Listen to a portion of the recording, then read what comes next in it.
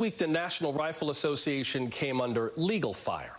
New York's Attorney General Letitia James filed a lawsuit against the organization that argues that years of corruption and misspending should be addressed by dissolving the nation's largest gun lobby. James also accused the NRA's executive VP, Wayne LaPierre, of raiding the organization's funds to bankroll extravagant personal vacations. Following New York's lead, Washington, D.C.'s Attorney General Karl Racine sued the NRA and its charitable foundation. That suit alleges that they misused millions of dollars in donation funds. The NRA hit back with its own suit against the New York Attorney General's office. That suit claims that her office's actions violated the company's First Amendment rights. The organization tweeted, quote, "We're ready for the fight. Bring it on." Our panel's back with us, and joining the conversation is Frank Figliuzzi, former FBI Assistant Director of Counterintelligence and an MSNBC national security analyst. Frank, let me start with you. What is the point of trying to dissolve the NRA? You're not going to dissolve the points of view of the members. You're not going to dissolve the debate over guns. You're not going to dissolve the lifetime membership card that is in the wallet of my uncle right now. What is the point, really, of trying to do this? So I think we're headed in the right direction, but perhaps with the wrong strategy at the wrong time. Here's what I mean by that. First, let me say this clearly. I am no apologist for the NRA. I believe the NRA is likely a deeply corrupt organization, and even more importantly, I believe they have blood on their hands when it comes to the slaughter of American school children in mass school shootings. They won't lift a finger when it comes to increasing reasonable gun control measures, even that most police officers endorse. But those are precisely the reasons, Joshua, that I'm concerned about this strategy, because in the course of one press conference, the New York State Attorney General may have turned the NRA leadership from villains, which they are rightly painted as, into victims, because she's now going a step further and seeking the dissolution of an organization where she should be seeking the transformation and reform of a highly partisan, corrupt organization into simply a gun safety and advocacy organization. It may be the absolute wrong thing to do at this moment in time. So, Frank, let's play out the strategy from the New York Attorney General, presuming that the strategy is valid and viable. What does it look like from here? Well, you've already heard the strong response from the organization, right, which, again, corroborates my concerns that now they are the victim, and their membership has gone from instantly thinking, we've got to get rid of these people, they should be in prison, to, oh, my Lord, my Second Amendment rights are under assault if you take out the NRA. So we're going to see a prolonged battle here. But here's what I'm hoping for, Joshua. There's a lot more going on beneath the surface here.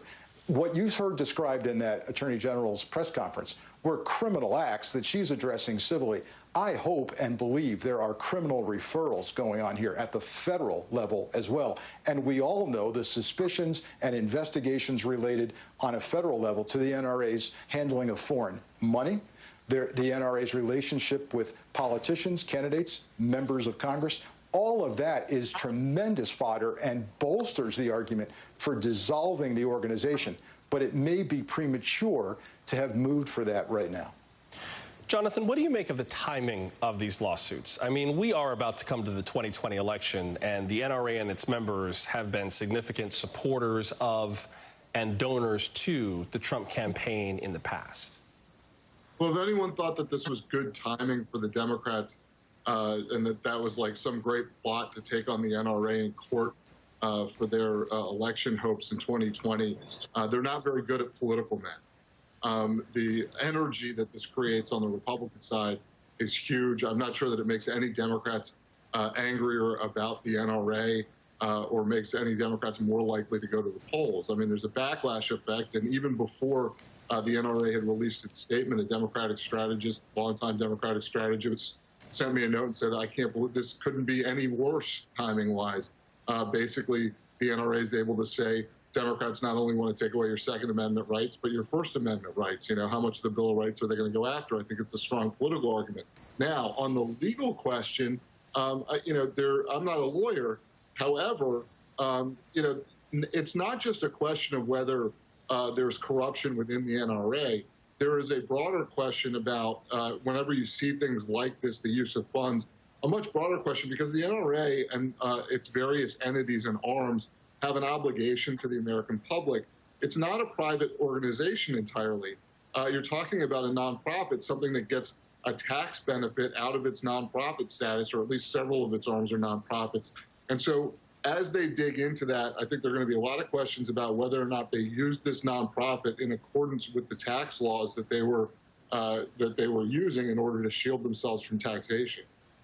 Nayyera, I wonder what your sense is of this in a larger context. About an hour, almost 2 hours ago, the NRA tweeted, quote, "Our rights don't end where your feelings begin," unquote. Now, from a First Amendment standpoint, they're right. The First Amendment is designed to protect various forms of speech, whether you like them or not. So if you just scrub off who tweeted this, yes, that's true.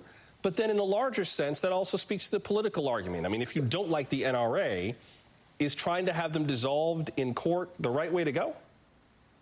Well, you could also look at it from a straight tax and policy perspective. The NRA occupies this really strange space, right? They're not a traditional nonprofit. They're actually a social welfare organization, which is similar to what the ARP does. They're also not just a lobbying group. So they have filled this space that has been very problematic, actually, I think, for regulators for quite some time, of an organization that in theory is doing social welfare, but actually is doing hard and heavy political lobbying work. So I think you'll find organizations like the ARP watching to see how this all shapes out. And the NRA, unfortunately, for its members, and unfortunately for people who do feel like the Second Amendment is worthy of having an organization fighting for it, the NRA went too far to the degree of lobbying. They did not fulfill the loyalty to fiduciaries that they're responsible for. So just from a strictly legal and policy perspective, they have crossed the line. And to give the Attorney General credit, this is not an investigation that she just started because of political season, right? She's had to uncover information over a long period of time, and this is we've seen all the headlines about the corruption in the NRA. This is part of a legal process that she's rolling out as she sees fit to continue the process probably well beyond this election. I will say, though, I think in all of this, the star witness being Ollie North will be quite the sight to see. It will make for one heck of a trial. And I'm glad you brought that up, Nayyera, is that this is not a process that is going to be resolved between, what time is it, 9:30, and the election is on November 3rd. I don't think this is all going to be wrapped up in time for the election. So this is definitely, potentially, a longer game to be played. Frank Figliuzzi, we appreciate you making time for us, sir. Thanks very much. Everyone else in the panel, do stick around. We've got more to discuss as the hour goes on. But coming up, the horrific blast